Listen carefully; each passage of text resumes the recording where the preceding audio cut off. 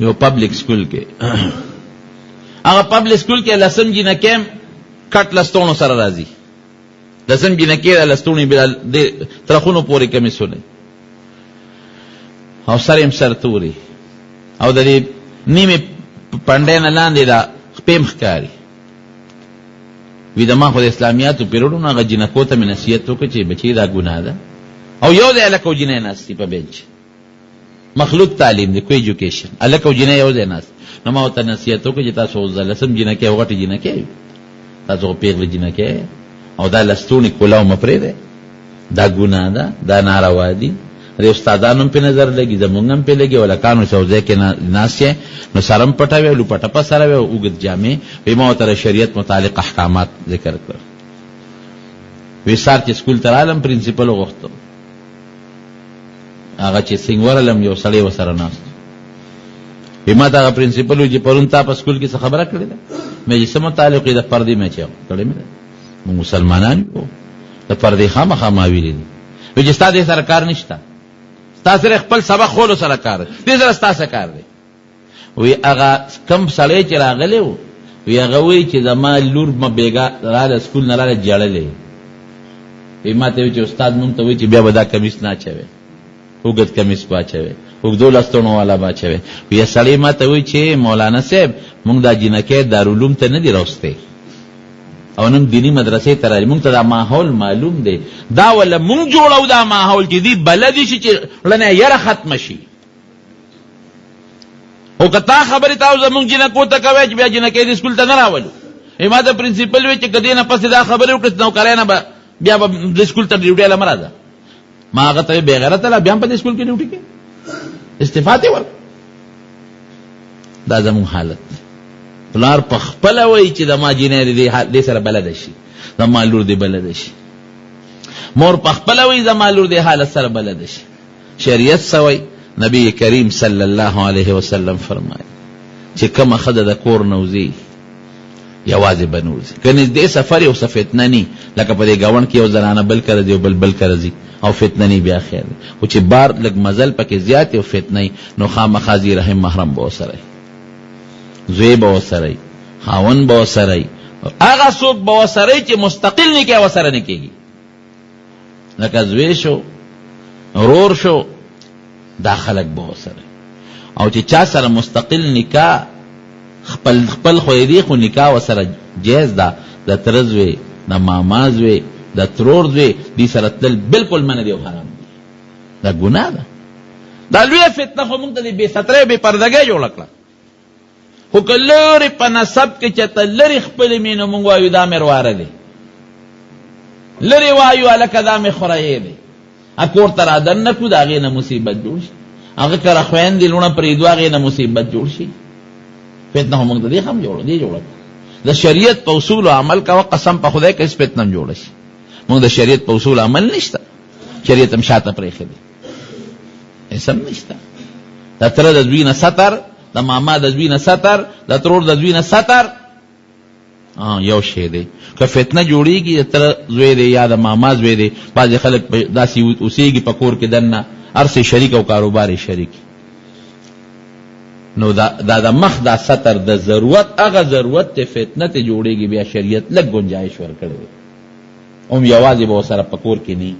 د جنې مور کوي د جنې رور وي د جنې خاون وي السلام علیکم وعلیکم السلام لاس پنور کوي لاس ورکول نشتا لیور سرم یو دے سفر گناہ دے پا شریعت کے نبی علیہ السلام مبارک نے تپوسو جو لیور وی الحم اخو طبیدہ الموت حلاکت تے جنہ کیا با لیور سر پا موٹر سیکل سوری شوزی بو کر وسرا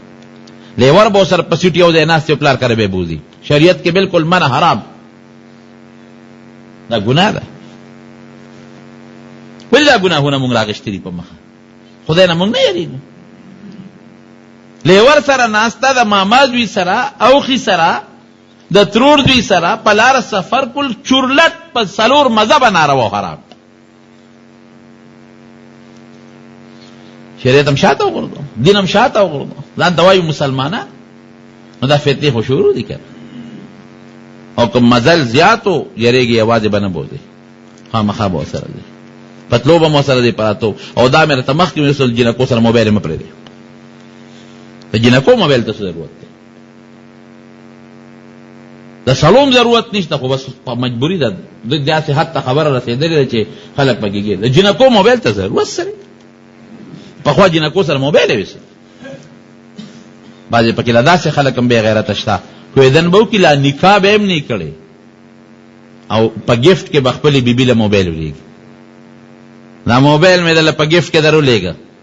او ایزي لوډ ورته وایي که څه دا به راته کومه ما سره به پې خبرې کوې، بل چا سره به نه کوې. پیشو ته یې غوښه کېښوده چې دا ورته ته ګوره او خورئ به نه،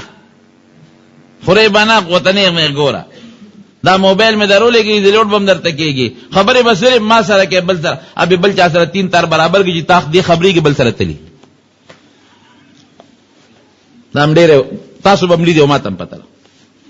ډېرې لاړې. دا ولې بې غیرتي شروع ده؟